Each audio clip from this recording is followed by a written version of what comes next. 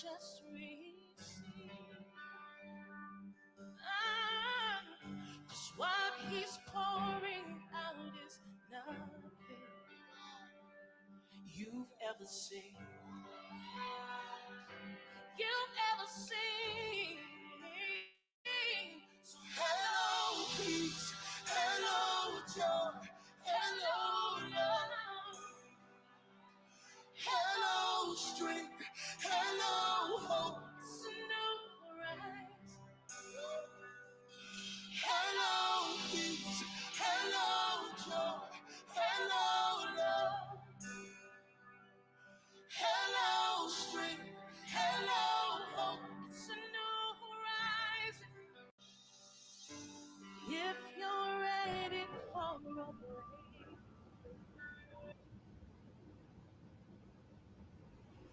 Hello, hello, hello. Good evening. I'm Megan DiMartino, and tonight is the Propel Deep Dive. And I am so excited to have my special guest, DoraMaria Abreu, who is the chief cook and bottle washer and everything to Breakfast with Champions, the amazing one and only. I don't think that's really complimentary, I don't think, chief cook and bottle washer, but that. I'll take Remember, it. we used to say that, like she's a bag of chips and all that, and you're chief cook and bottle washer. So you are everything, and I am so thankful that you're here at the Thank you. Thank Deep you. Dive. You good? Thank you so much, Megan. Yeah, I think we're good. Is Good. my mic working and all that? It's perfect. Excellent.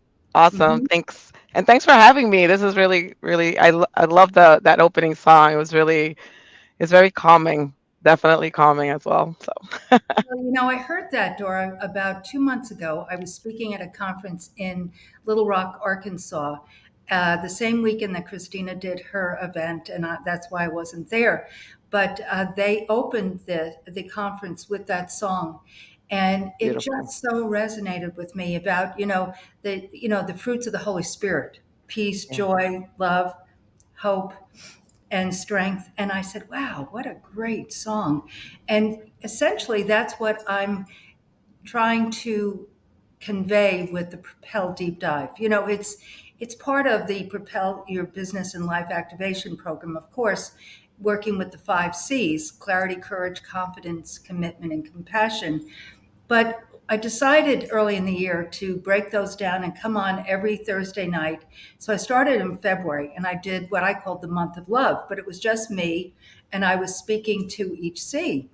And people enjoyed it. And I said, but I would enjoy it far more if I had a guest with me. And so then I said, okay. And so the first week was TM, and we were off and running. So it's been, great fun, and just also, I don't have my workbook from the program with me because I don't want it to be about that. I want to speak about each C and where you're coming from with it and where our guests are coming from it. I don't see anyone in here yet. And Angeline, I'm sure, is inviting people in, that have been here pretty much every week, and new people come all the time. We're also streaming into YouTube, and we're in the Propel Business Facebook group. And then we do have a Clubhouse Propel room that she's sending it into as well. So and then we have it also just, replaying. So it'll get out there. But today on Clubhouse, and I know you weren't in the room because I mentioned you were coming, but it was Jude's room. And she, when she was speaking about, basically what she speaks about often, about business and, behavior type of, propriety and working, with her Colby and all that. But I wanted to invite people to come tonight, and I mentioned the word confidence. I meant, because that's what we're talking about tonight.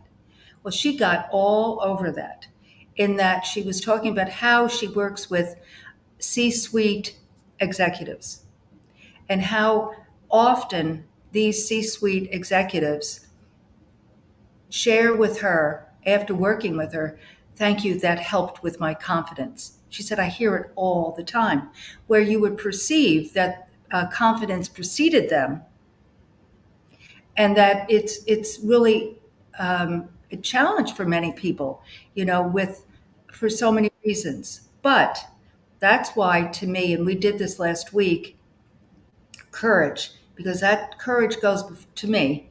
They go hand in glove to me, but courage in the five C's goes before confidence, because you have to build that courage, and stare that lion in the face and work through things that then help you build your confidence.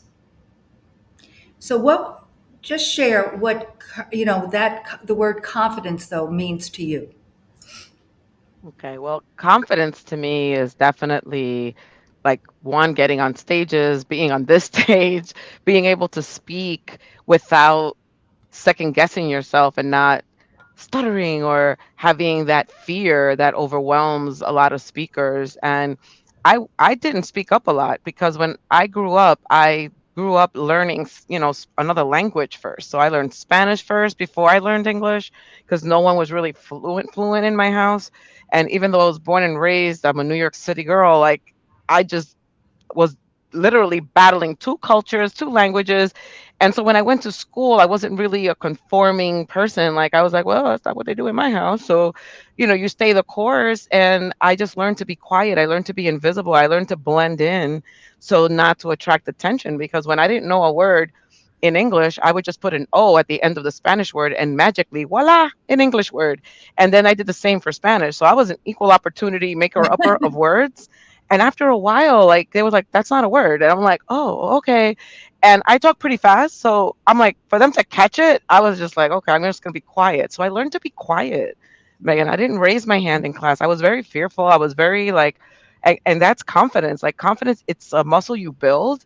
And I have to agree with you in the courage part, because it takes courage to get above that fear of the humiliation and Right. just being wrong and not looking like you know something in front of everyone. You dive into that fear a lot more, and you need to build that courageous muscle so that then you can build that confidence muscle.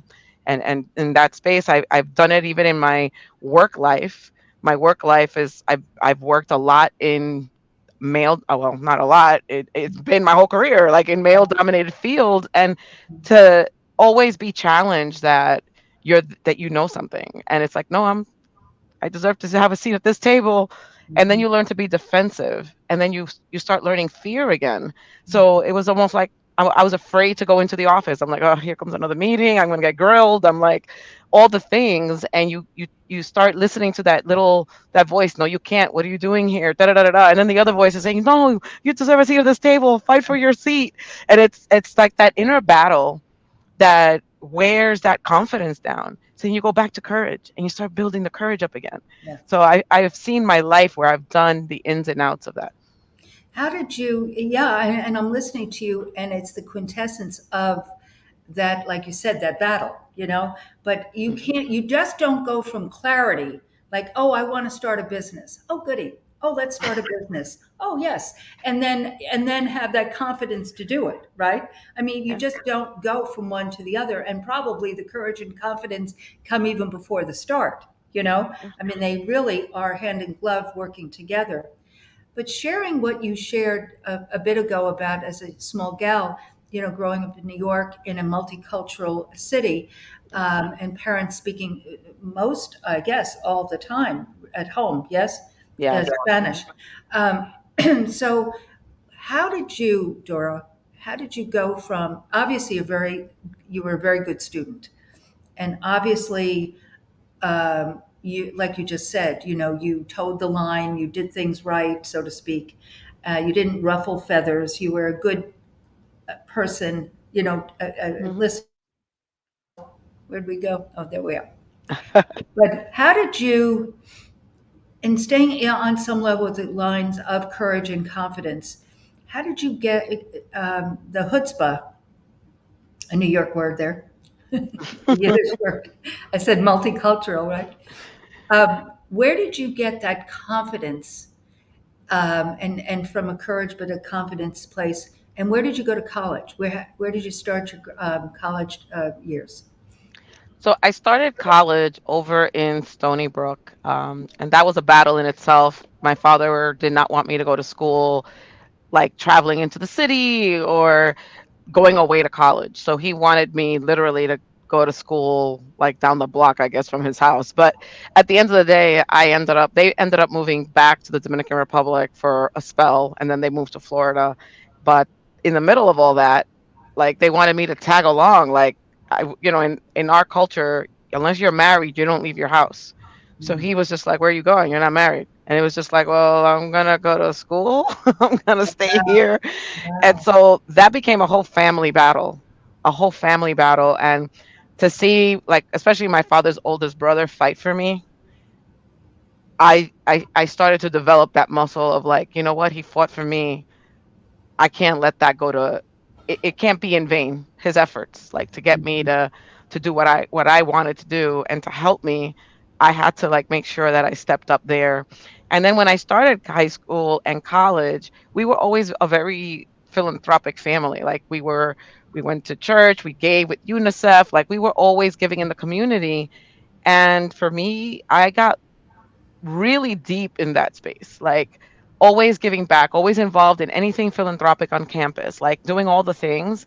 And because of that is how I built my courage to speak up, because I wasn't speaking up for myself, I was speaking up for other people. Ah, And so in helping others, you start developing that muscle. I didn't know I was doing that. But mhm. as time went on, I was developing myself as I didn't even realize I was being that leader.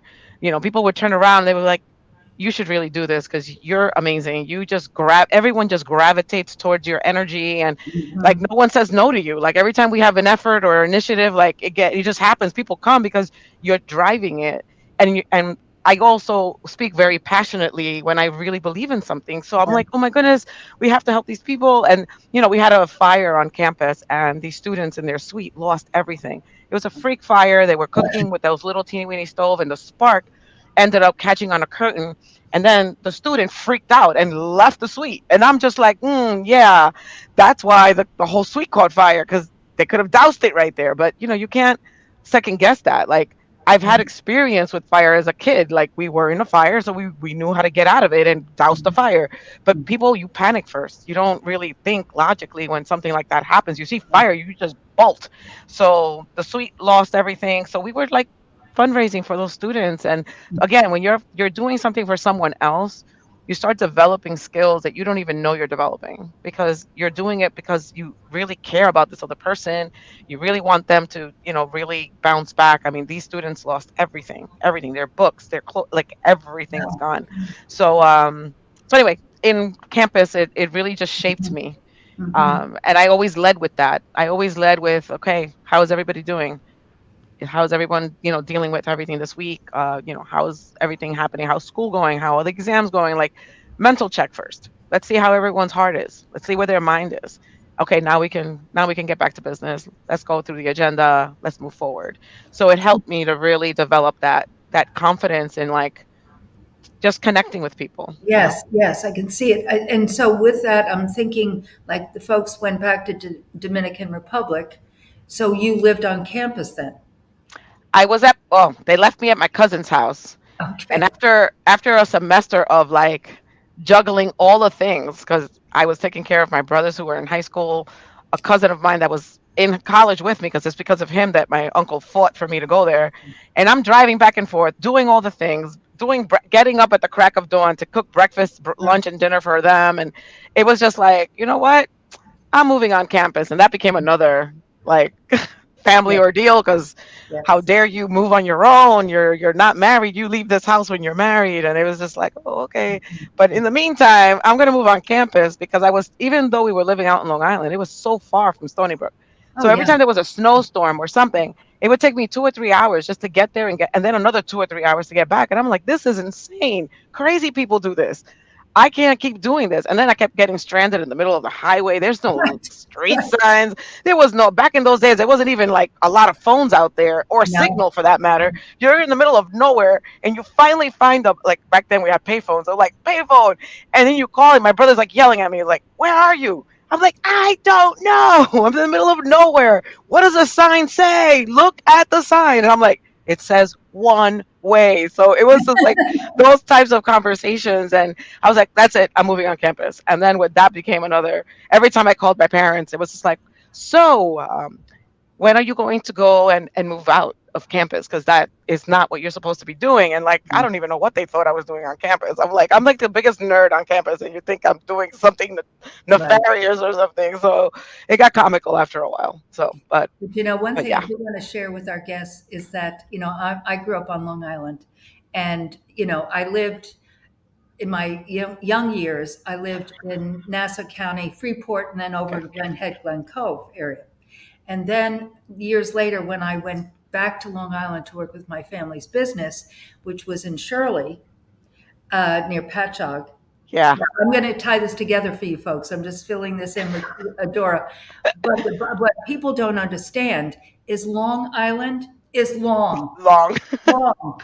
And, they think of it as yeah, Archie Bunker, like it all looks like that. You're talking about, right, with no street signs and so forth. yes. It's long. And back, I'm sure back when, what years were these that you were there? I was in college in '86 through '90. So Okay. like, So yeah, yes, yes. So folks, there were a lot of farms still on Long Island, and so yeah, it's long. So that's what she's talking about when she's taking care of the kids. When her parents were in Dominican Republic, it was like a 2-hour drive in traffic. yeah, Yes, yeah. yes. It was the longest semester of my life.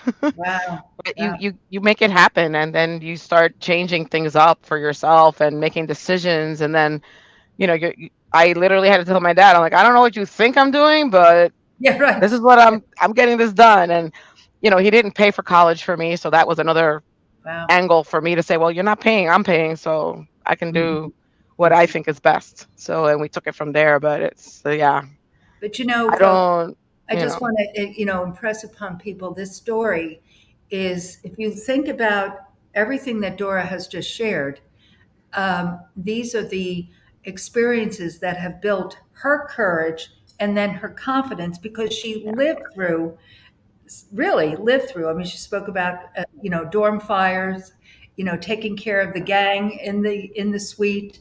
Luckily, she was not part of that, but she was part of it because she cares. And so, but she was also holding down her academic life and then taking care of her siblings. Goodness gracious. So, chief cook and bottle washer is really the appropriate, description. So now I just want to look here because I can't see without glasses. So I was Hello. just going to say hello, my love. Why don't you join us? Hi, Dora. Yes, hi there. we have Tanya Torellis in the audience. She is listening in. She had a question. She said Stony Brook question mark. Were you guys talking about Stony Brook? Stony And Brook, Long Island. Yeah. I Stony went to Brook, Stony Long Brook University out in Long Island. Island. I did my undergrad and my graduate work there. So it wasn't by choice. I literally applied in April of my senior year. I was like obligated to apply there. It was like the only school my father would even allow me to go to. It was yeah, it was one of those. I didn't have rights in those days, and I said, you know what? If I make it into the school, I'm just gonna stay here, and that became the Home. family battle. My grandparents were involved. I mean, yeah, it was just like one of those things where everyone in the household had something to say about my life. So that I laugh about it now, but I wasn't crying. I was crying back then. oh, So you finished so you did your graduate work there as well, you just said. So you did. Yeah, So yeah. that became really home for quite a while then.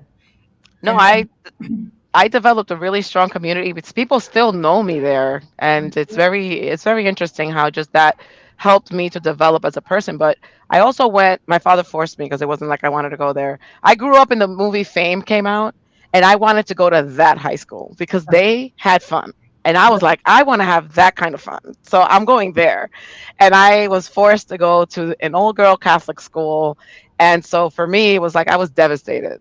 And then when I got to high school, I got to see some of my friends that I knew since kindergarten. And so I just was just like over the moon, like, oh my goodness, I still have friends here. I made some new ones. And then it was just like what really shaped my Mhm. courage and my strength and just being able to like, just be my own person because I wasn't there wasn't like the boy factor in the school one, so you weren't really competing with any of that. And so high school really shaped me, so when I went to college, it Mhm. wasn't that much of a shell shocker, except for the fact that it was a huge school and all Right. the things. And I'm coming from a small, all girl high school, but it really helped to just give me that Mhm. confidence that when I landed in Stony Brook, I was able to like you know find my grounding a little bit better.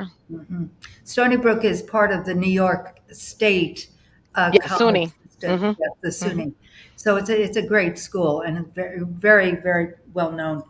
So after the graduate program, and I see Melody here. She doesn't want to come on. Ask her to join us and speak with Dora. But anyhow, after finishing grad school, what job did you take at So that for time? me, that's why I ended up doing a master's almost right away when I was in Stony Brook, because I applied for work, and that was when AT&T and we had a little bit of a dot-com kaboom in the 90s. Hmm. So I was interviewing all over the place. They were giving you these like logic tests. You had to pass that test in round one, and then you got into round two. It was just like a mission. So I would get to round two, but I never had job experience, so I wouldn't get an offer. And in grad school, like I interned at NASA, so like I had a little bit of experience, just not full-time experience. And so I ended up doing a master's, and then after that I got into IBM, and that was my first real job in the real world as a developer. And yeah, so I think in some point starts their career in IBM or something, but I ended up working in Poughkeepsie, which was Oh, did upstate. you? Oh, yes, yes, yes, Yeah. yes. And so when you, I'm thinking, from Long Island closer to the city to home, and then you go up to Poughkeepsie. Where were your parents at that time? Were they accepting of you going up to Poughkeepsie as a woman? And B, how does that? But let's pull it also continue. That confidence, because I'm seeing this thread of pushing through with courage with the challenges, so to speak, and then building that confidence. And there's beautiful Maria. Hi, Hello, Maria. hello. Oh my God, the Long Island crew is growing here. Yes, So exactly. That's so So true. for me, when I finished up grad school, I ended up going back, and I was going to do my PhD over at Columbia. They had a teacher's program in instructional technology, and I wanted to get into instructional design and all of that. And I thought I was going to be developing like children's software, and I was super Mhm. super duper excited. And as I was in school, my mom got diagnosed. That by then they were living in Florida. They only went to the Dominican Republic for 1 year, and then now they were living in Florida. And then I ended up having the opportunity to like really just dive into that space and like understand like, hey, like I'm going to be able to go to do something bigger with this PhD. But my mom got diagnosed, 30 days to live. She had breast cancer, and everyone just moved, like literally picked up, dropped everything, and just moved to Florida. And then she made it through the summer, and she was like, okay, I think it's in remission. I don't think I think I'm good. You should go back to school. Like she kept pushing me to go back to school, pushing me. She's like, you got to finish. And then she's like, you didn't just get into any school, you have student loans, like make sure that you finish. And I was like, all right. And she was diagnosed like in early May of 94, and she was fine. So I ended up coming back, started going through school. And that following year in May, she was in the hospital. And when I came down, we lost her Mother's Day morning. So May 14th, she passed away Mother's Day morning. And it was literally, she was waiting for me to come, because when I was 5, I made her promise me that she would just live forever. And as a 5-year old, a mom would tell you, yeah, I'm going to live forever. So I would always tell her, like, remember, you promised me you'd be around forever. And Mhm. now we're older, and then it was just like, for me seeing her like that, I was like, mom, if you're holding on for me, like Mhm. I don't want to see you like this. And Mhm. then she ended up like just passing away that following morning. But it Mhm. was just one of those, she was my rock, my literally my like support system in Mhm. every possible way of that word. And I just felt like the floor under me just went away. Mhm. It literally just went away. And I was in school, like I wasn't like working anywhere, and it was just like one of those things where it's just like I wanted to drop out of school. I literally took some time off just to breathe. And then after that, I said, you know what, my mom's sacrifice can't be in vain, and Mhm. everything that she taught me can't be in vain. Like, I have to keep going. I have to show her that I can get this done, that no matter what happens, she's able to really get this done for me. Mhm. And you know, I just kept going to like just make her proud of me. And I have a scholarship actually in Stony Brook that happens during Hispanic Heritage Month, and it's really just giving just extra book money to any female student in the STEM field, so that Mhm. they can, have some support along the way, because that's what she did for me. And I was just really happy about that, and Mhm. Mhm. appreciative of that. So. Mhm. So, ladies that have just recently joined us, I just wanted to share a little bit about what, of course, tonight is confidence. And Dora and I, really were talking about how, as we discussed last night and last week. Hi, Pam. Good to see you again. And Jeanette and Maria and Renee, welcome, welcome. We were talking last week specifically about courage, but as I shared last week and reiterated with Dora that, courage, often people say, clarity and then confidence. Well, you got to build that courage to gain that confidence. You build the courage to gain the confidence. And so that's what we've been talking about, how they're hand in glove.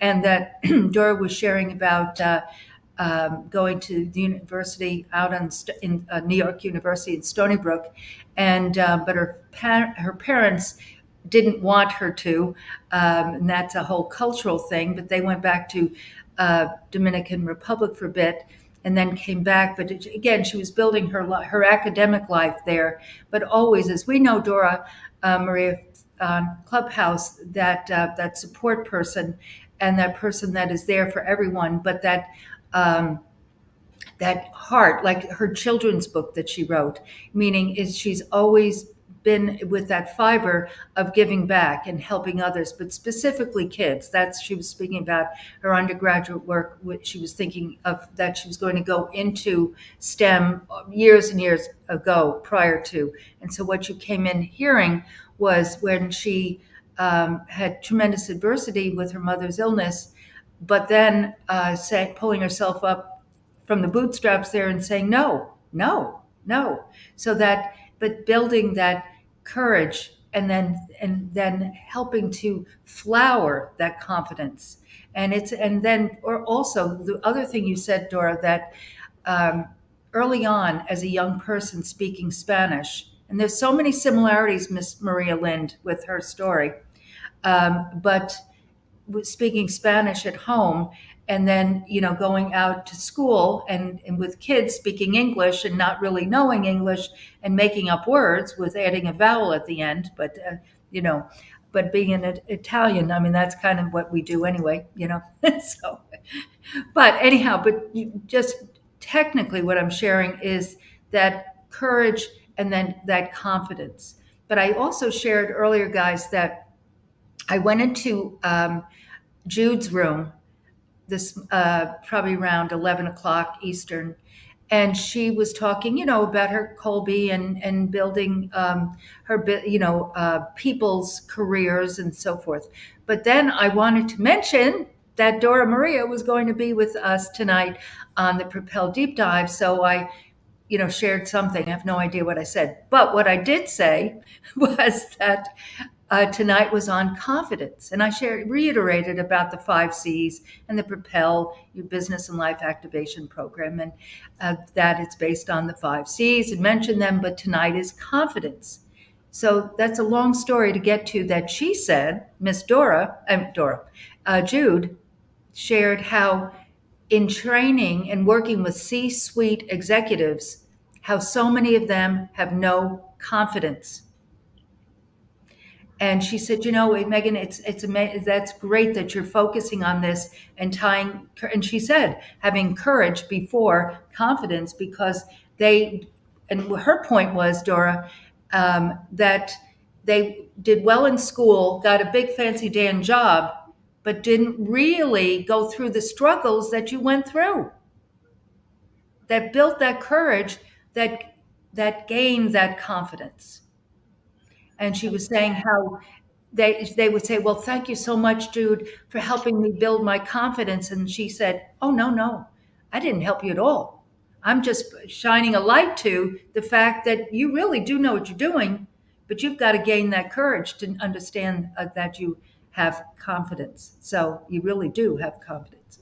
So anyway, I mentioned, Dora, that I Brian just has want to joined us. highlight Say it with again, Dora. I just wanted to highlight that Dora always please.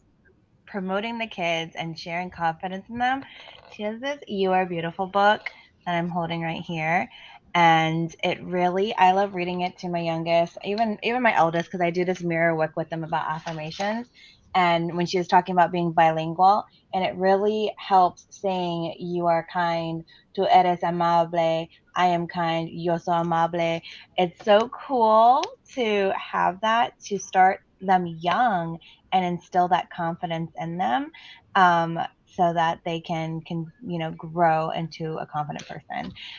We have Patricia Rue in the Facebook page saying, "Love me some Dora Maria." So she said Yeah, and hello. you know something, Angeline, that book has a double affirmation. So the person reading it is also getting affirmed because it's saying you are beautiful, but then in the next page it's saying I am beautiful because we grow up not be I was a latchkey kid. I don't know about y'all, but I was a latchkey kid. Like I went to school, I was given that magic key to open the house, and somehow I had to magically get home every day and get there alive, right? So I was on my own in 7th and 8th grade, right? So and even in high school. So it was just like I- you end up growing up, you don't really have that support system. And then you start seeing how other kids get spoken to by their parents and the kids speaking to each other. It was just really sad. And now, at least back when I was a kid, it wasn't as bad. But now you see these kids, they're mean. They're mean to the teacher, they're mean to the parents, they're mean to their friends. I'm like, what is happening here? It's just like, so I'm like, you know what? We need to hit these kids a lot younger so that maybe, just maybe, they grow up feeling like so confident, their self esteem so solid that they don't have to worry about these bullies or someone, speaking down to them. They can turn around and say, you know what? You must have had a hard day. If you need to talk, let me know. Instead of saying, oh, see you outside at 3 o'clock, we're going to duke this out. No, there's going to be words of kindness and love because they are so full of love and self esteem and confidence that it doesn't matter if a kid is coming and bullying them. They're going to see through that and see through that kid's heart and know that that kid's in pain, and it's a cry for help, not a cry to go fight and do something like that. It's a, like you just said, start younger so that they Yeah. understand that foundation that has become part of them. Like you said, latchkey. If they don't have any real foundation, it is tragic, just And tragic. hopefully it helps the parent be stronger and build their self-esteem. Yeah. Like if they haven't had that muscle built up, now Mhm. they can feel they're affirmed as well. And Mm. hopefully that also makes a big difference in Uh-huh. that capacity as well. Yes. It's funny, talking about this. I know you would have, Angeline, but I was reading it the other night and I was thinking about all of the children that I know. I mean, I'm talking about little, that's when you're saying that I'm going to buy this and send it to their families because it is about that foundation. But Maria, I would like to ask you a question. Does Dora know anything about your mom and um, your nonprofit? Does she know anything about that? I'm not No. sure. I'm Okay. not sure. No, she says no. Okay. So I'm going to set the stage here.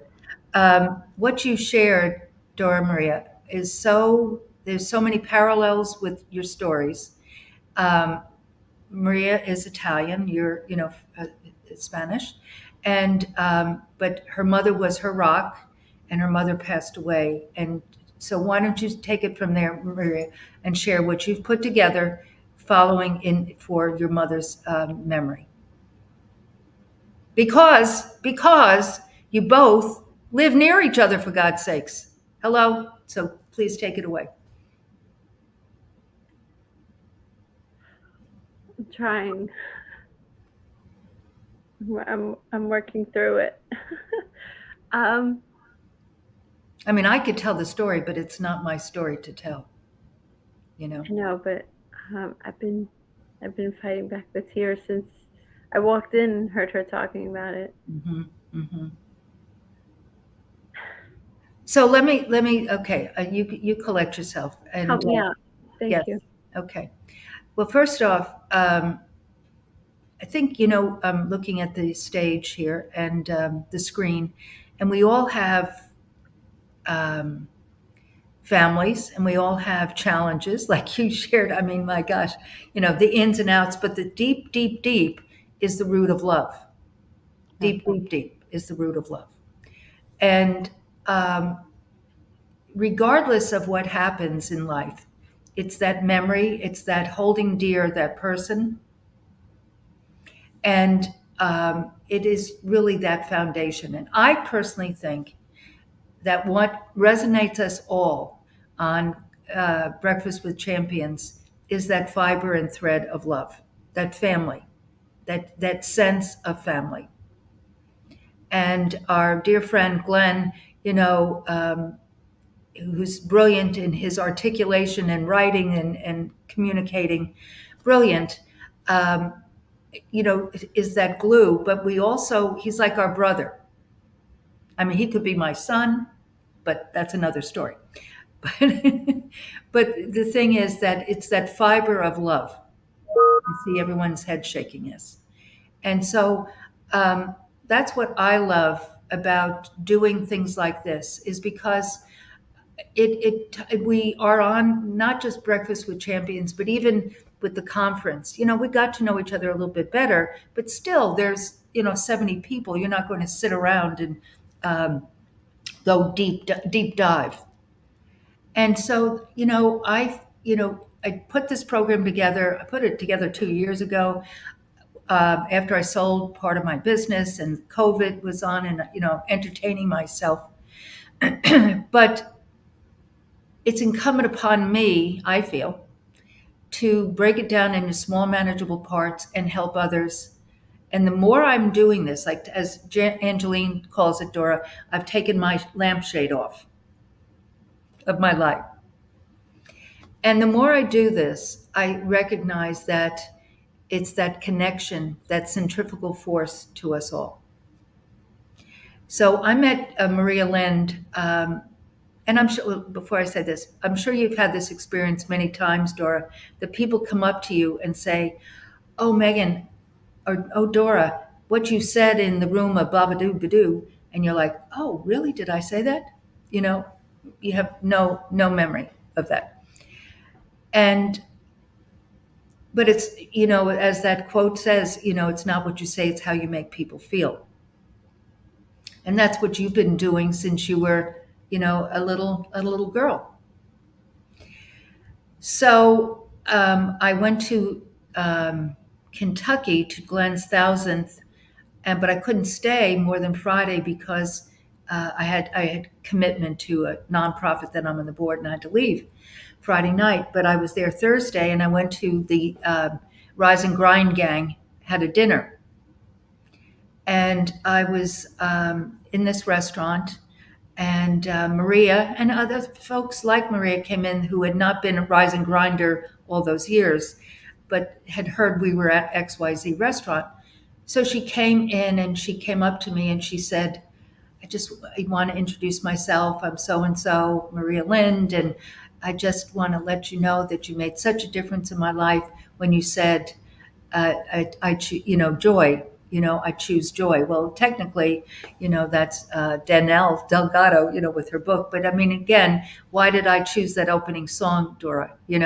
Because joy, that is so very important. It's like hope, peace, love, joy, because those are things that you choose. You choose to stay in those places.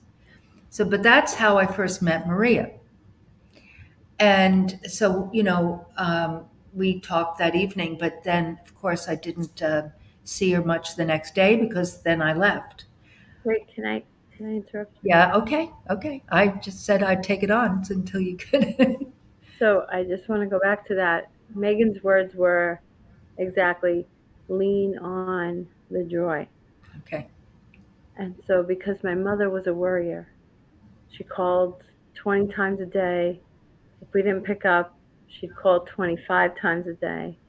And so I felt like my mom died worrying. And I inherited that a little bit. And so I was worrying about my boys all the time and my brothers because I inherited my brothers as my children. And so I just didn't want, my mother was a faithful woman. She prayed all the time. She prayed in tongues. She definitely, like, she was my rock, right? So you're talking, I walked in on you, Dora Maria, talking about your mom. And that's why I couldn't speak a few minutes ago. But that day on Breakfast with Champions, Megan was talking about joy. Well, she said, lean on the joy, not the worry. Those were her words exactly. And those words have changed my life because fast forward earlier this year or late last year, I learned Nehemiah 8:10. Joy is your strength. And I also learned that the enemy doesn't attack your family or anything. The enemy attacks your joy to make you weak. And so it tied all together. So I have this connection to Megan. I literally, when I heard she was at that restaurant, I stopped everything I was doing. I needed to go to her. I needed to let her know the impact on those words. And I didn't even really know the impact on the words until I learned about Nehemiah 8:10. My mom, she's my rock even now. I do something for her every January. I have her show every year. I hope you'll come January 28th, 2024. And my mom's my rock. So I walked in here and you were talking about your mother. So that's why I couldn't speak. But Megan, I'm gonna make you, one comment to you, Maria, because we've crossed paths a few times and we've gotten to speak in person. And you do have a beautiful soul, a beautiful heart. And I'm gonna challenge you to think of your mom reaching out and calling just her way of showing you that she loved you. And Yeah. that's it. Don't attach a meaning that she was worried. Just attach the meaning that when she passed away loving you hard. And every time she called, it was just like, hey, honey, my baby girl, like, I love you. And think about it in that way because that's how I see my mom. Like, she did everything she could to give us a better life. She came to this country, didn't really know the language. People make up words in my family, like everyone does, especially my grandma when she was alive. So I know, like, no matter how she showed it, because I really feel like our parents didn't really know how to show it. Like, when you know better, you do better. But that was her way of showing you that she loved you. It was like my grandmother. Every time she cooked for like a meal of five. I would get home and I'm like, "Who's coming over?" And it was like five like mounds of food. I'm like, "Grandma, you know I'm not having triplets or anything, right? Like I'm not even pregnant. Like why are we having so much food on this plate?" So I didn't want to say no to her, but I finally had to start saying things like that for her to realize it's a lot of food. And still, it was just her way of showing me that she loved me. So I stopped complaining and I said, "Thanks, Grandma." And then I would eat until I couldn't eat no more because my eyes were like glazed over. And then I would take the rest for lunch to work because I didn't want her to feel that I didn't receive her love. And your mom, her way of connecting with you was calling you. And so if you see it that way, that's my challenge for you, Maria, because I really feel that your mom loved you so much Oh, yes. that that was her way of reaching out and connecting with you. Yes. Yes. Yes. Yes. And that really fits beautifully into courage and confidence because if you step back, all of us, I'm talking to myself as well, if you Yeah. step back with things that are attacking you, so to speak, you think, the battlefield is in the mind. And if you step back and see the genesis of it, it has less power over you. And, but as I said earlier, Maria and everyone, the root is love. What you just said, Dora. The root is love. She loved you so that she called, 20, 25 times, But she was a beautiful, she had she was a beautiful a singer, but she put on you're going to have to share what this is because I'm going to butcher it. It's a singing competition, and she hosted the show for 20 years. So in January, Wow. it will be the 29th year. So yeah, we're continuing in her honor and her memory, and we're bringing people to Italy because the first place winner wins a trip to Italy, and that's in September. So I'm excited about that as well. Awesome. Yeah, yeah. Yes. So, and when we were at the um, Airbnb the first night, or maybe it wasn't the first night, I don't remember, but Holy Spirit just gave her a Holy Spirit unction to give um, Tina Wilson, stars Tina, from her mother's nonprofit, a donation for her nonprofit. Yeah. Yeah. One day I was in this room right here and I heard mother gift. I don't know what I heard, but I just knew I had to give Tina some money for her son's profit. So it was mother to mother. It wasn't for Maria at all. It was my mother to Tina the mother for her son. And so, because my mother was all about her children, it was so fast. I can't even explain it. It was weird, Well, but you I were just knew guided. I had to be obedient. So I wrote the check. I just wrote the check. My mother told me to do it. I It wasn't me. I can't So take. I do want to ask Angeline a question. Angeline, is Dr. D still here? And because I don't see Brian, his name on the screen, have they left us? Angeline, Dr. D is here. Dr. D is there. Hello, Dr. D. And Hey, darling. So we have a lot. We have a full panel, Megan. We have Pam here. We have Dr. D here. We have Angeline, there's Brian. there's some We have feedback. Fergie. I'm gonna mute you, Dr. D, because there's feedback when you're unmuted. And then we have Renee. So we have a full house. If you want to say hi to everyone. Yes, I would love to. And And this Kelly is Kelly. here. Hello, hello. I'm going to remove myself so I can bring Melody back up, but I only a certain amount can be on the panel at once. So Okay, I'll okay, all right, okay. So, folks, what I'd love to open up, and I don't know, Dora, if you know any of these gals. I think you do know Pam, from BWC. But, and Brian, you may know Brian. Yes, Yes. yes. Namski, Brian, yeah. Yes, yes, good, good, good, good. So with that said, I would love to open the room to you, ladies and gentlemen, about tonight. We're speaking about confidence. And, we also, as I shared earlier, that there's a strong connection with courage to confidence. Courage will, you build that courage muscle, gain that confidence. And all of you are just soldiers and fighters and really actualizers in life. And I'd love you just to share what your thoughts are.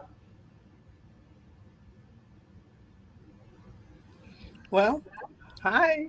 Hi. Hello, Dee. Hello, Denise. Hello, hello. Confidence is a big deal for me. I talked a little bit about it with Breakfast with Champions a while back. Um, Lost my son in 2010, and I was on top of the world when it happened. I was doing a lot of speaking at different engagements. I was writing, directing, and producing productions throughout the city of Alexandria. Everything was awesome. Life was great. Lost my son, and life changed. The new normal came with a lack of confidence. Um, I don't know how to describe it other than to say um, I was a I was known by my community as one of the most resilient, if you will, a person who was always on top of the game and just after my son died, everybody was like seemed like they were waiting to see if I was going to break, if I was going to fall. And so for me, confidence is really big because I did break a year after my son's death, and I had to give in to the grief, the stages of grief that you go through, and I moved out of that, and as I said, into a new normal where I didn't do as much speaking. I did more creating and stayed in the frame of writing, directing, and producing. And so that's a behind the scenes kind of thing. And that was easy for me. It was comfortable, and I was able to do it without any concern. But one day the Lord spoke to me and said, "I need to start speaking again." And of course, my heart began to beat out of my chest, like, "Oh, I don't know about that." I don't know. I think confidence, like you just said, has is connected to courage. Mhm. And I don't like to view myself as a person who doesn't walk in courage and bravery and all of those things. We don't like to say that we walk that we're engaging in the spirit of fear. But in all actuality, if I was to be honest with myself, it was the fear, and I had to identify what was the fear. Why was I so fearful? And you know, you get these preconceived views after you've been walking with God for 30 years as a minister of the gospel that, you know, almost like people don't see you as just being a person who can break, or a person who can bleed, and a person who hurts just like everyone else. And I just felt like, people were looking at me from a whole different perspective that um, I couldn't, I couldn't find my place. I couldn't find my place anymore. I don't know how to describe that right now, but that's what it felt like. I couldn't find my place. Like, how do I Mhm. present myself now? The confidence that I had before, that was shaken. So now, how do I present myself on this other side, um, where I had to endure this horrible tragedy? So but I feel like I was listening to Breakfast with Champion, for a while every morning, and Glenn was really speaking into my life, and Brad was speaking into my life, and David was speaking into my life, and I mean, people were just speaking into my life, and I would lay in my bed early in the morning. I just started crying. Asking God, please show me, why am I struggling with my confidence? Where is the lack of courage? Why am I walking in this fear? And I believe today I'm talking better. I'm talking now. If you all, those who were there with Breakfast with Champion, I was just, oh my goodness, that was a whole nother world on Clubhouse, because, people can't see you like they can't see me now because I took my thing off, um, but they could hear me. And I just felt like I was in another communication world where, how do I handle this? But anyway, at the end of the day, I believe today, and I believe that I'm living witness because, as Megan knows, I'm talking today, and I'm not talking with any inhibitions. I feel like I've picked up in the area of courage and confidence and bravery. And I think what one of the things that helped me that Glenn had said was, oh, I think it was Glenn who talked one morning on 1, 2, 3, go. I think that's what it Mhm. was. 1, 2, 3, go. And I am that type of a person. That was my life before I went through that horrible tragedy. I was able to walk in 1, 2, 3, go. I walk by faith and not by sight, and I would just do without giving any thought to it. And so when he said that, that really spoke to my spirit, and I let that be my guide today. Every time I find myself in a situation, I say 1, 2, 3, just go, just speak, just say, just do, and don't be concerned with how it's going to come out. Just open your mouth and say what's in your heart, and whatever comes out, your heart, how you love you, and how you love God, and how you love people. So you're going to say the right thing. You're going to be in the right frame of mind. You're going to be, you know what I'm saying? So today I feel like a whole new person. I'm so blessed. I feel so encouraged, and now I'm ready to just take what the Lord told me, that my son's life would mean more in his death than it did in his life. And I'm ready to take his life and what he suffered and what he went through and impact another generation of young people who need the support, they need the help, they need the advocacy. I'm ready. I feel that I can speak now. I can talk. I have that courage, have that bravery, and I got my confidence back. So in that, I just hope I said something that would help somebody. But I feel encouraged today. And so when I saw this was on confidence, and I was in the middle of doing some things, I said, stop, 1, 2, 3, just go, because it's time for you to speak, and it's time for you to encourage others who may be where I was and need that push, that opportunity to feel that ability to be able to do something that they didn't think they could do. So on that note, thank you. So Denise, I want to introduce you to Dora Maria because Hey Dora, Dora, I saw Dora, Dora every morning I for a whole understand, year. I understand, but Dora and, excuse me, Denise, Dora needs one of your books, okay? And I'd like you to take a minute to share Dora, her book is such a dovetail to your book. It's for the next generation, meaning a little bit older. It's like a track for kids in school, but it's not. It's like they're talking jive, you know, and it is amazing. And so, Dora, I'm going to get, Dora, Denise, I'm going to get Dora's address and we're going to send her one of your books because you guys also need to know each other on that level. And so I'm so proud that you came in tonight, Denise. And God has a plan, and you need to know Tina Wilson, who lost her son. And there's so much synergy that that we don't even know the half of it. We really don't. We just have to Well, be open, willing vessels. Yes, dear. I wanted to say, um, I do know Tina, stars Tina. She and I and you and all of us, we were over at in what was that, Nashville, and so I know stars, and but we were also in what was it, the women, the moms link. Oh, yes. Anyway, Yeah. but I want to tell Yes. you, Megan, I changed the book cover. I told you that book cover just didn't sit well with me. In January, the Lord told me to put my son's picture on that front cover.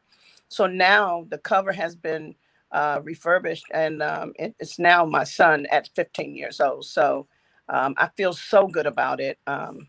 It's really amazing. And Dora, I wanted to tell you, I have seen your book everywhere on Clubhouse with Christina and everybody. I've seen your book. I just haven't had I don't know how to get it. Is it on Amazon? Yes. Oh yeah, Yes. definitely. Okay. Yes. Okay. So yes, mine is on Amazon too. It's called Tag Your It. Tag Your Tag your It. it. Okay. Yeah. You are apostrophe YOU apostrophe RE it. You're it. And it's, you got to put my name in there with it until I get enough sales. It won't connect unless you put my name, Denise Wilkins. But I will get your book because I saw that Christina spoke highly of it as well. And I kept saying I need to get Dora's book, but I just have not, didn't know too much about it. But I'm glad we're having this opportunity to talk. Absolutely. Absolutely. Well, these hours, Angeline, I think we need to do 2 hours, we talk all night maybe. But it does, I see your beautiful face, Pam, and like you had shared last week that you had been off of Clubhouse for a while and joined us last week, which was such a blessing to me to have you with us. I'd like to ask you, and this is kind of just a kind of barometer. Have you been enjoying? Oh, and there's Brian. Hello, hello. Do you enjoy this format? Yes, I actually do. I thank you for inviting me in tonight to be back here with you guys on stage. It's really nice to interact visually, with everyone and have the questions coming in. And I enjoyed that on courage last week. I did have one thing I wanted to share on the confidence, if I can share real quick. Please. I'm reading John C. Maxwell's book, The 16 Undeniable Laws of Communication. And I was just saw this, that confidence is about passion and belief in your ability to make things happen. Oh, this is what I read. I underlined it. So be courageous to do it scared. And I can definitely relate, with the doctor talking, or Denise. I'm not sure. I couldn't see your face, but you go through so many things, and it does chip away at your confidence, and you do have to build that back up. But it does start within us, to do that. We are enough, and we can get back up. It's just one little small change, one little small action, just like starting to talk again, her starting to speak again. I mean, she is anointed servant of God, and I would love to have you speak on my TV show if you would love to. You are enough, because people need to know that they matter and that they are enough. I would love that.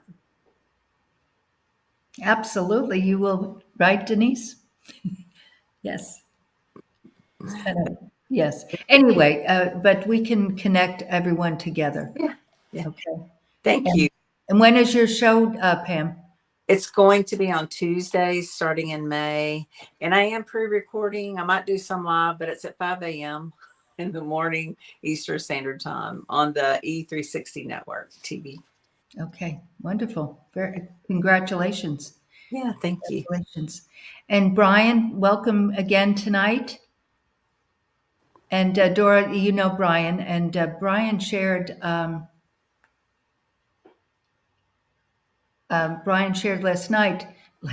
last week, about wanting to get together in real time, with friends from the New York area. So I said, you know what, I'm going to work on that.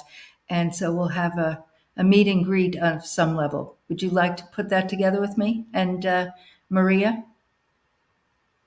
Dora, I'm talking. Yes. Unmute. Yes, that would be fine. Okay.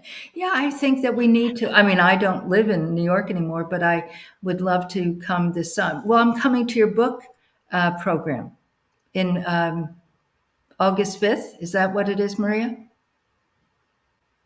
You're muted. Yes, that's the date. Okay. That's the date. I'm just waiting to hear We're back from. waiting to confirm. I called them again today. They're like a little backlogged. So yeah, I messaged Amelia too, and I'm like, I'm working on it. So it might be September 5th, right? No. No. We're aiming for August 5th. Let's put it out there. Okay. Well, I wrote it in my calendar, because Carl Place, Long Island. So okay. and I think Megan, you're staying at my house, right? 100%. 100%. No. Yes. And Miss Renee, thank you for joining us. You were not there last week, but in Dallas, but you were surely there last week in Dallas, Renee. Thank you. You were spoken about very highly and often. So, Was I? yes. My ears were burning, so. Yes. Yeah, I know. Was that? No, you're Tina's Renee, correct? Yeah. Yes. Well, I was going to say, Tina and I are friends, but DoraMaria, you have no idea how many times I get told, you're the DoraMaria of Elite Stars. Because I'm an engineer, but what I do for them, yes, I'm actually an engineer for EXP Realty. Oh. But yeah, so we made that connection, and I do the music for BWC 2 or 3 days a week at 4:55. So, but the book is really, I think anyone really can make a connection to that book. I don't know if you remember several weeks back. I've been doing music for. I hear somebody coming through. Can you guys hear me? Yes, I hear you well. I don't know what that is. Keep going. Okay. A few weeks ago, I told my story on BWC during one of Tina's segments. of things that, and then I highlighted a little bit on the last day when I joined you guys virtually when you were still in Dallas. Connection. And I'm sorry, I'm getting a call, but there's not a lot you can tell young children about what happened to me to have them avoid it without frightening them, because their minds cannot comprehend that, at a very young age. But they can understand instilling confidence and knowing that they have a voice and being able to speak and feel strong and empowered by that. So that's what I wanted to share about the book. Well, thank you, Renee. Again, I love how Angeline put it as a backdrop to our images. I just love it. Thank you. I just want to say hi to Mary Kim for joining this evening. You're such a sweetheart, Mary Kim, and I love your comments, and they're just so special. One of these years, you need to come on in real time here and join us, in real time. So that would be great. So, as we close, and Kelly, there you are. Yes. Would you like to share?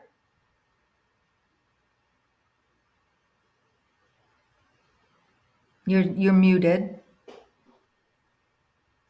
Okay, can you hear me? Perfectly. Yes, ma'am. Hi. Hi. And my name is Kelly. I live in Minnesota. I thank you for inviting me on the show. I have been on Breakfast with the Champions almost 2 years in August, and I rarely speak. That is my problem. I have a issue.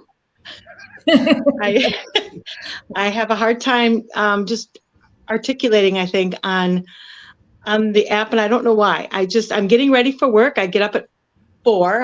I've followed the guidelines of changing my inside out, and I'm working on my inside still, and my outside I've been getting up at 4, getting on my stationary bike.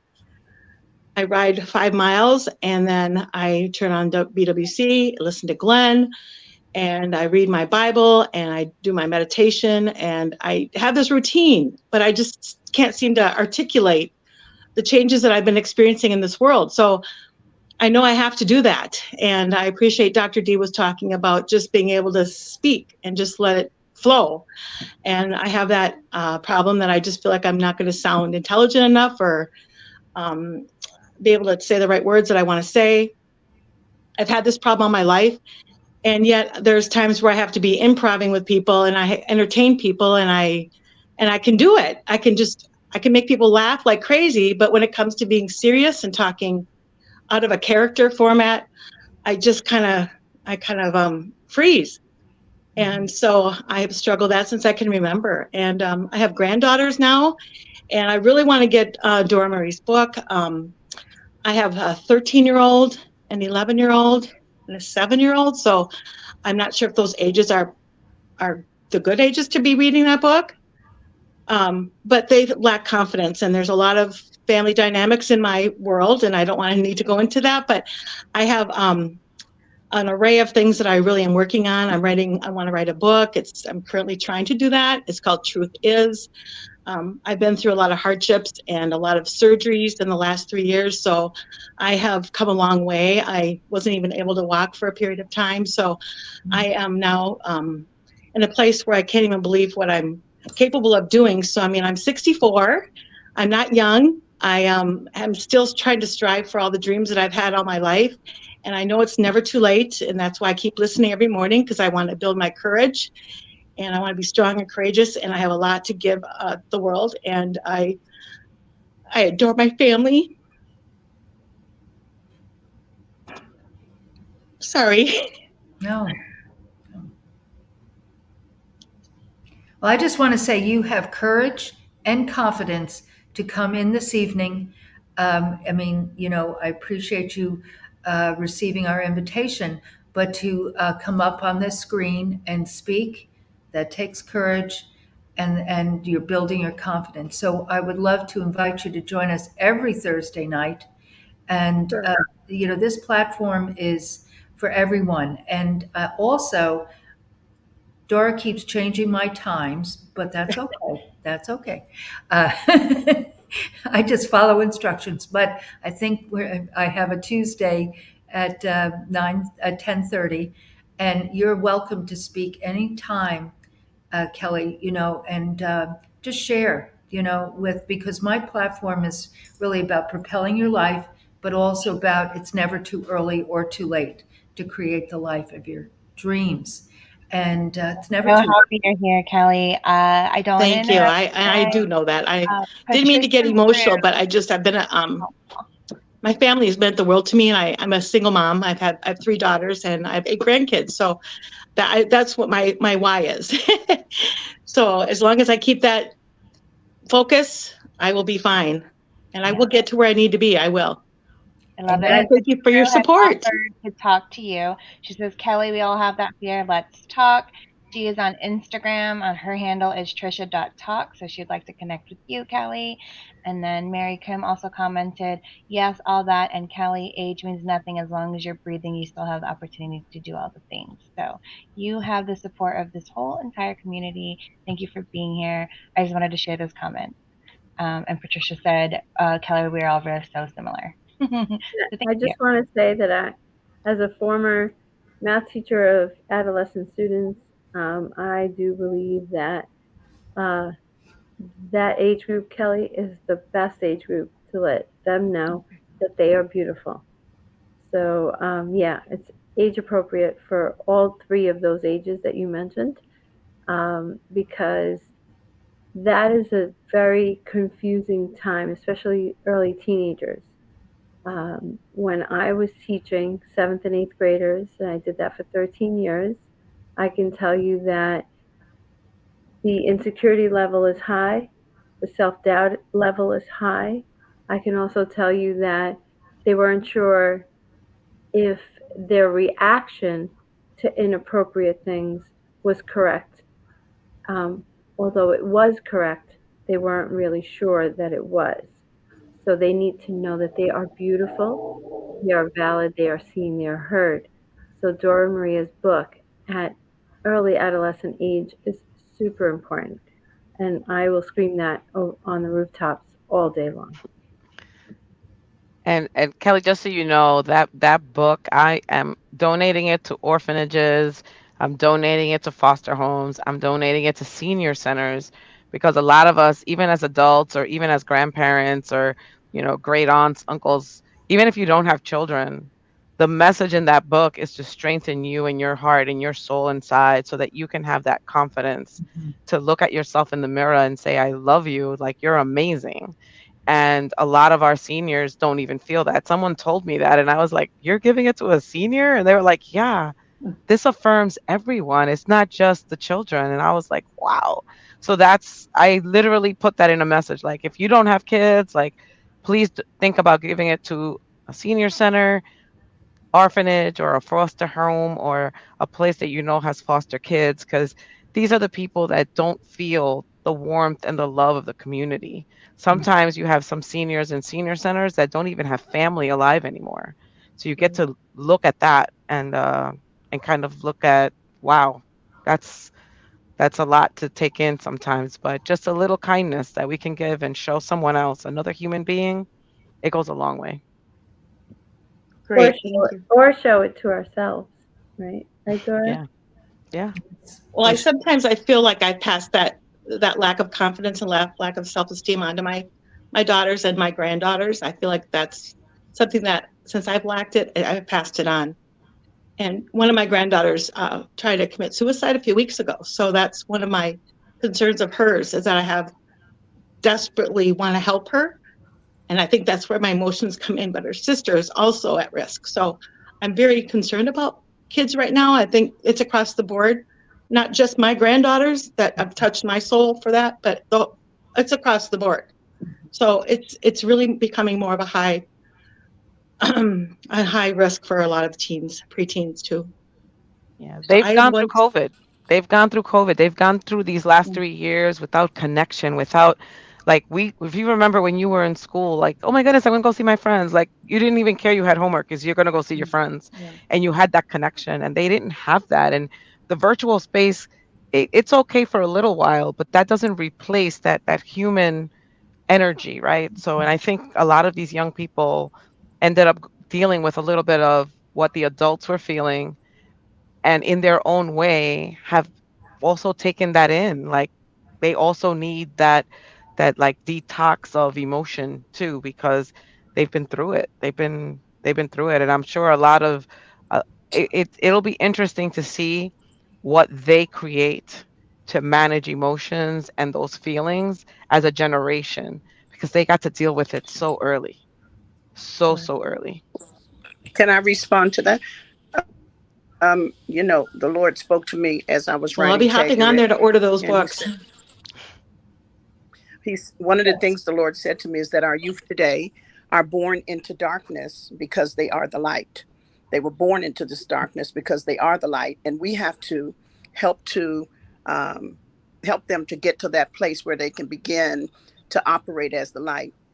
And so the book Tag Your It, by the way, has information in there too that speaks to young people who are feeling suicidal. So that could possibly be something that uh, is good for your granddaughter. I don't know how old you said she was. I can't hear. She's asking what Oh, are you the couldn't ages? hear me? I My can my, hear you. my The age granddaughters, of the Yes. 13, 11, and 9, and then there's a 7-year-old. yes. And I saw a Snapchat of one of my granddaughters. She did send it to me, and I tell you, it broke my heart. And she was showing half of her face with a tear, and it said, "I am stupid. I am ugly. I am not worthy." And it just brought me to tears. And I thought, where's this coming from? So I Well, just had to share that because that's why I really feel your book is going to be very valuable for her, especially for her and her sister too. So I just had to share that. That's just really like, we're talking about kids, so Oh, sure. they're close to And my heart. So that's, Angelina, I want you to come on the screen for a minute, please. If you could. Can you? Or are there too many people on the screen? You can take me off if you need to. Um, I just want to, I want to share about the Kingdom Sparkle Sisterhood, Angeline, because I know in my spirit, and Dora Maria, I want you to listen to this, please. um, when I met Angeline and her Faith Forward Summit, and speaking of, the essence of what that is. What you're sharing, Kelly, it's an epidemic, and we all need prayer and to be sisters and brothers in prayer for each other. And so I don't know how this is going to grow or manifest. The Holy Spirit does, though. And so I'd like you to share your heart about the not summits and not business, but about God. I'd like you to share that, please. For me, it's always been about faith, and as I continue to lean into what He has for my plans, and is it a I good plan can't or hear a her. God plan? Can you guys hear me? Okay. Yes, fine. Okay. Um, is it a good plan or a God plan? Um, where the Kingdom Sparkle Agency and where the Kingdom Sparkle Sisterhood all derive from and community is so important is because His kingdom is needs to grow, and the only way to do that we are all divinely created with our own unique sparkles, and my mission and vision and heart that He's given me as a gift is to help activate, align, and amplify that in others so that they can really see Megan, that. I can't hear her. Can you guys hear me okay? I can, yes. Okay. Sorry you can't hear me, Kelly. Yeah, But I can't hear. to me, it's about community. So, So basically, Kelly, so first off, on the chat, Mary Kim Farkas is she said, Kelly, I'm creating online community mentoring our youth. I'll send you the link to have you and your children join. This is Mary Kim Farkas. Okay. Okay. So can you hear me, Kelly? I can hear you, but I just couldn't hear her. Okay. So what she really was saying, what Angeline was saying, is that there's a foundation that she's putting together. It will grow, but where women and men can come together and just, pray and have a connection. So, just follow Angeline Moore, as well as her Kingdom Sparkle Agency, which is a business, but she has a heart to minister and have a safe prayer connection place. Sure. I am a prayer warrior myself, so I will definitely follow her. Yes, she's a beautiful woman inside and out. Yes. So absolutely. But also Mary Kim, she will be reaching out to you, Kelly. Okay. Thank you. Okay. Now, Miss Birdie and Christine, I don't know if you can see us hear or speak. We're going to end the evening, but I don't want to end before having you speak if you'd like to and like to share. Okay. That would be fine. Okay, so I'm always amazed, Dora, always amazed how, and I really am amazed every week, every time. And Maria's often here, but and certainly Angeline is here every week with me, and I'm always amazed how. And I find this also in the Heartlink, my Tuesday afternoon room, which has no topic. How the Holy Spirit comes in and just moves the furniture and creates connections. But with this Propel, which I want to pause, Megan, before you go on. Brian didn't get to share yet. If you'd like to unmute and share tonight, Brian, would you like to share? Yeah, sure. Thank you, Angeline. Yeah, I understand.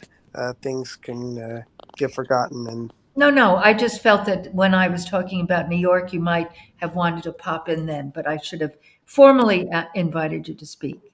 So please do. all good, all good. Yes. Yeah. Well, I've been popping in and out in terms of when I'm listening in, when I was not on camera, but yeah, confidence. Um, you know, I've I've been working on it, as many of you know, and it's it's a million miles better than it was, um, even just 10 years ago, uh, or maybe even 5 years ago.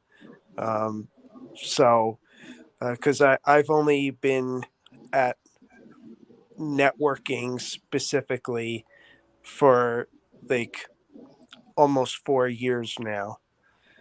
And I'm working on being more confident in how I handled things in terms of the potential meetups. It's funny as I went to an event tonight at a town where Barbara Majeski lives, and I actually invited her to the event, but she couldn't come, and neither could another friend of hers who I don't know if Molly Dare has participated with the Breakfast with Champions, but I know she's known by a number of people from BWC.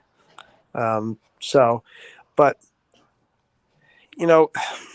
like I said, I understand that sometimes it's just hard for people, and especially those who have done it longer than I have. And I think where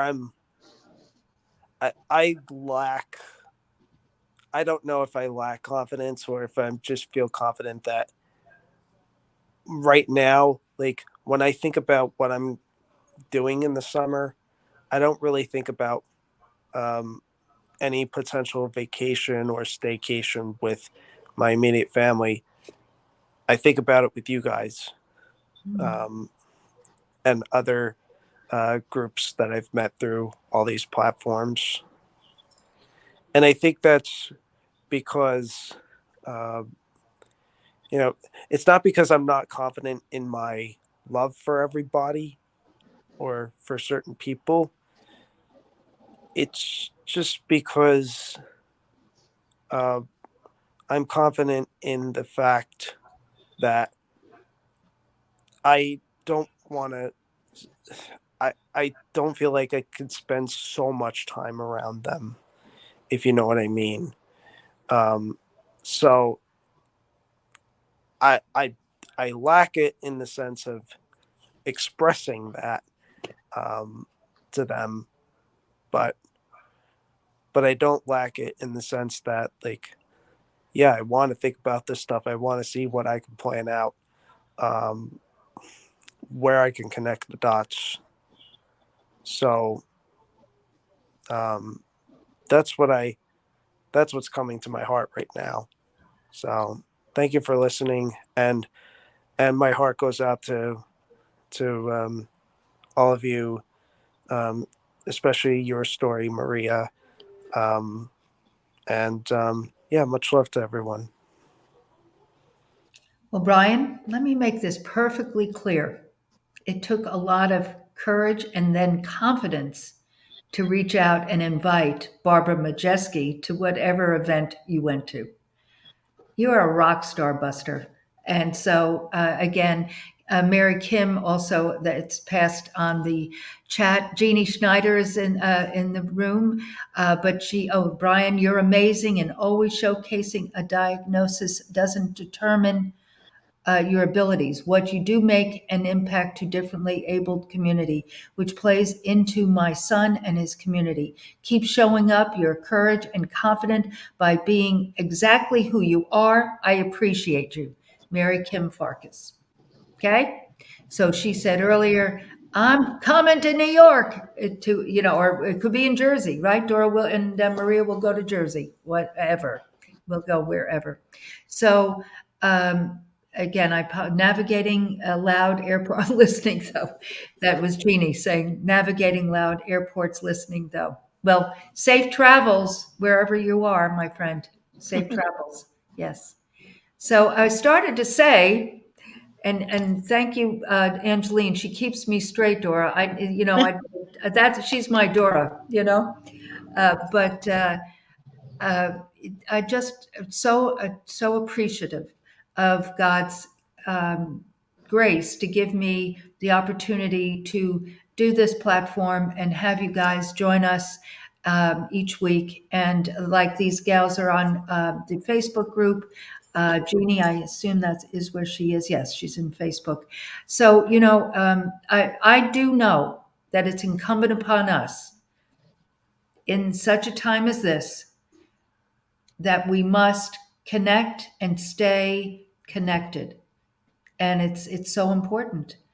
There's only so many hours in the day, and we're all very busy. But to take a step and to connect, it's very, very, very special. So I truly appreciate you. I don't have, each week people ask me, well, do you have a list of your guests? I have no idea. Sunday, technically, I say, okay, Lord, who should I ask? And, and then I get a kind of a Holy Spirit unction to someone or something. And so by Monday, I kind of have that percolating in me. So I don't know who will be with us next week, but I will be here and we will be doing, commitment, the fourth C. And Okay. they all play Now, and work can we together. take a quick picture so Yes. that we get it? So if you can, 1, 2, 3, smile. I love it. My camera's showing in the picture, but Dr. D, do you want to unmute? Yes, there we go. Okay. Birdie, Miss Birdie, if you want to. Also, if not, you're good. And we invite you. Thank you guys for showing up. I'm gonna go now. No, you don't need to go now. But again, ladies and gentlemen, thank you for joining myself and Angeline and my special guest, DoraMaria, and who's going to be up very early in a couple of hours. So sweet dreams, my friend. Thank you. And everyone, I love you and thank you. Would you like to say Thank a parting word, Dora? Yes, just try to see if you can do the rest of this month, which is only a few days, just bringing some joy and love and some kindness to those individuals around you. It just takes a little bit, a simple smile, simple smile. A simple smile. Thank you. And with Thank that, you. we will say goodnight with a simple smile. Be blessed. Thank you. Thank you. Thank Good you. everyone. Thank you.